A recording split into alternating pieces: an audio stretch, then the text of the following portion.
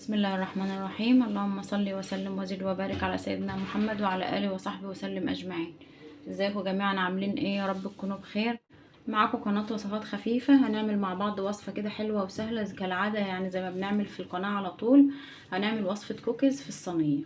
شفتها كده وصفة من وصفات التيك توك وقلت اجربها معاكم، يا رب تعجبكم ان شاء الله. يا ريت تدعموني كده وتحطوا لايك للفيديو وتشتركوا في القناة وتفعلوا الجرس عشان يوصلكم كل جديد، وتكتبوا لي تعليق حلو كده منكم علشان اتواصل ان شاء الله ونكمل مع بعض باذن الله. نبدا مع بعض كده نقول المقادير بتاعه الكوكيز بتاعنا. عندنا دي كوبايه الا ربع سمنه، كوبايه ونص دقيق، كوبايه سكر بني، بيكربونات صوديوم، وعندي فانيليا وبيضه، ودي شوكولاته انا بشراها او مكسراها قطع كده زي ما انتم شايفين. اللي متاح عنده شوكولاته شيبسي يحط شوكولاته شيبسي، اللي عنده شوكولاته يكسرها زي ما انا عملت كده، مفيش مشكله. السكر البني ده لو مش متاح عندكم انا اللي عاملاه. السكر البني ده عباره عن كوبايه سكر، تحط عليها معلقه صغيره او معلقه عسل اسود، وتقلبوها بقى سكر بني زي ما انتم شايفين كده. نبدأ كده مع بعض. بسم الله. هنحط السمنة بتاعتنا، سمنة سايحة بدرجة حرارة الغرفة. ننزل كده كل المقدار مع بعض. بعد ما حطينا السمنة هنحط معاها كوباية السكر البني زي ما قلت لكم احنا عملناها ازاي، ونفس النتيجة ونفس الطعم، مش هيفرق حاجة. وهبتدي كده اقلب بالايد، اللي عنده عجان يعمل بيه، اللي عنده مضرب يعمل بيه. اقلب كده كويس اوي لحد ما يتخلطوا مع بعض. هبتدي اهي هحط البيضة، دي بيضة واحدة اهي، الصفار مع البياض. هنزل بالبيضة بتاعتي، هنزل كده كل المقدار وهقلب. فانيليا عندنا هنا تقريبا يعني ايه ربع معلقة صغيرة فانيليا، تدي ريحة كده وطعم للكوكيز. بعد ما خلصت كده تقليب كويس هنزل بالدقيق بتاعي، كوباية ونص دقيق زي ما قلت لكم. هنزل كده بالكوباية واقلب.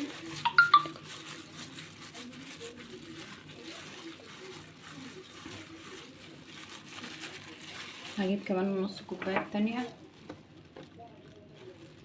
وعندي البيكربونات بتاعتي اهي نص معلقة صغيرة، وهقلب.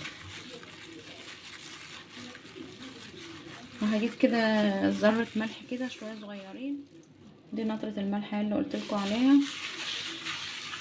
زي ما قلت لكم من اي حاجه فيها دقيق ومعجنات وكده لازم نحط لها شويه الملح دول. اول حاجه طبعا سنه عن الرسول، وبيعملوا برضو معادله كده ما بين الدقيق وما بين السكر وبين المكونات بتاعتي، بتديه طعم حلو. عجننا كده، انا شايفه ان العجينه بتاعتي هتحتاج شويه دقيق، هجهز لها شويه دقيق كده. طبعا احنا عينينا زي ما قلت لكم ميزان، يعني مش شرط انك تتأيدي بمقادير. احنا لقينا العجينه بتاعتنا سايله اهي، محتاجه شويه دقيق نحط لها شويه دقيق، محتاجه شويه لو لقيناها جامده قوي هنضيف لها مثلا معلقه سمنه. فانا شايفه ان العجينه بتاعتي، لان في دقيق بيختلف من دقيق لدقيق، فانا شايفه ان انا العجينه بتاعتي محتاجه شويه دقيق، فهضيف لها شويه دقيق. هجهزهم كده وارجع معلقتين كبار دقيق اهو، وهقلب واشوفها لسه هتحتاج تاني ولا لا.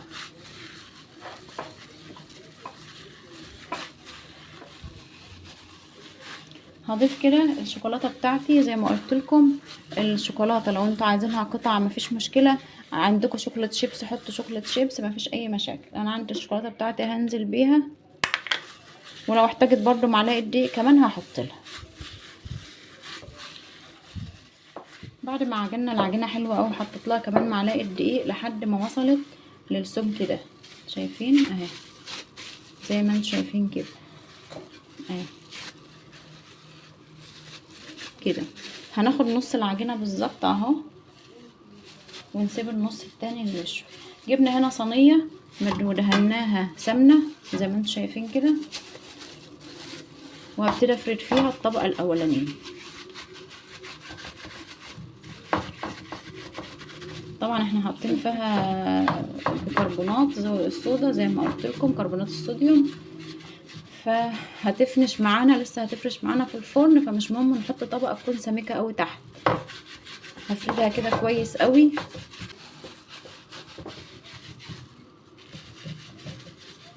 لحد ما تتفرش في الصينيه كلها. ممكن لو اللي عنده ورقه زبده يحط في ارضيه الصينيه ورقه زبده. اللي ما فيش عنده، انا ما لقيتش عندي، فدهنت الصينيه زي ما انتم شايفين كده سمنه، بس ندهنها كويس قوي، ندهن الجوانب وكل حاجه. معلش قوي في الصينيه عندي دي شوكولاته انا مسيحاها برضو، وحط لها شويه لبن، معلقتين لبن صغيرين كده، عاملاهم على حمام ميه، واحطها في وسط العجينه كده زي ما انتم شايفين. اللي عنده نوتيلا يحط شوكولاته نوتيلا سايله، ما فيش مشكله. اي نوع شوكولاته عندك انت بتحبيه، اللي حابب يحط مربى يحط مربى، اللي حابب يحط شوكولاته يحط شوكولاته زي ما انتوا عايزين. احط كده في نص العجينه وما تجيش عند الجوانب، علشان ما تطلعش على حافه الصينيه وتتحرق عندي.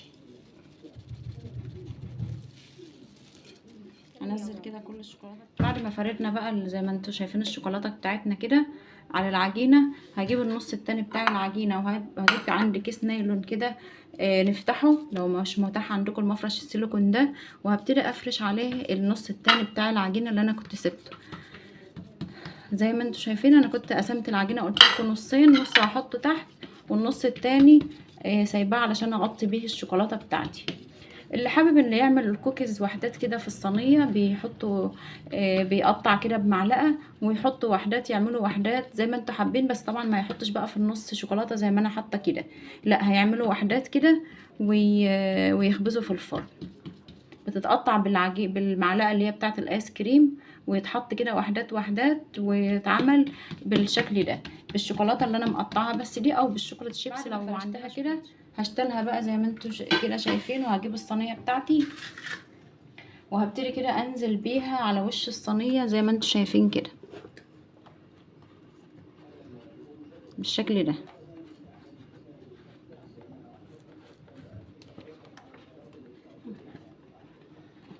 لو حته لزقت مفيش مشكله، لان انا طبعا برجع افردها تاني، وهاخد حته من هنا، يعني لو زي ما انتم شايفين لو العجين زياده هنا كده هاخده واضيفه على الاماكن اللي مفيش فيها، مفيش مشكله خالص، لحد ما افردها كويس قوي واغطي كل الشوكولاته بتاعتي. هفردها كده واظبطها وهوريها لكم تاني قبل ما ادخلها. شايفين العجينه اهي بعد ما فردتها ما شاء الله مظبوطه وطالعه جميله. انا دلوقتي شغلت الفرن، وانا بحط الطبقه التانية دي شغلت الفرن على درجه حراره عاليه، وهدخل فيه الصينيه على الرف اللي في النص لحد ما تحمر من فوق ومن تحت. لو احمرت من تحت كده بنعرف من الجوانب كده، لو الجوانب دي اخدت لون وهي فوق لسه ما احمرتش، بنولع لها الشوايه لحد ما تاخد اللون اللي احنا عايزينه. هدخلها الفرن بقى وهنوريها لكم ازاي في الاخر طلعت ازاي ان شاء الله، وهنقدمها مع بعض. بتاعتي بعد ما طلعت اهو حمرتها وفتحت لها على الشوايه من فوق لحد ما خدت لون كان جميل كده، وانا بقلبها عشان الشوكولاته كانت لسه سخنه، قلبتها وهي سخنه فالشوكولاته طلعت منها زي ما انتم شايفين كده. بس والله طلع النتيجه تحفه، وان شاء الله تعجبكم باذن الله. جربوها وان شاء الله جربتوها كده وعجبتكم، قولوا لي رايكم ايه فيها كده في التعليقات، علشان اعرف الحاجات اللي انا بعملها بتعجبكم ولا لا، وبتجربوها ولا لا. شايفين جميله طالعه جميله ازاي.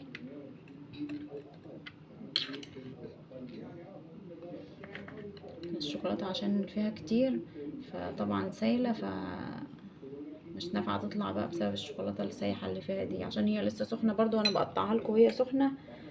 فمعلش بقى لو انتوا عايزينها تبقى ماسكه نفسها شويه سيبوها لما تبرد. شايفين الشوكولاته عامله ازاي، طعم والله وريحه جميله جميله. شايفين